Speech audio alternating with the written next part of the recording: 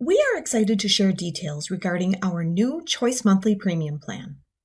Choice Monthly allows you to lower your borrower's monthly MI payment by choosing to pay a customized amount upfront.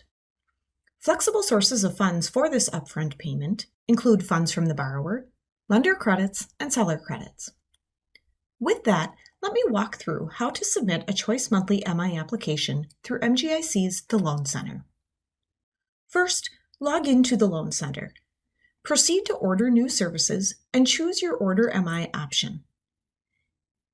If you would like to apply an MGIC quote ID to your MI order, enter that ID and the quote details will populate. If you have not entered a quote ID, on the Enter AUS and MI information screen, MIQ risk-based customers will now see Choice Monthly as an option in the Premium Type dropdown. When Choice Monthly is selected, a field for upfront premium appears. There, enter the upfront premium amount you wish to apply to the request. Continue entering the details of your application.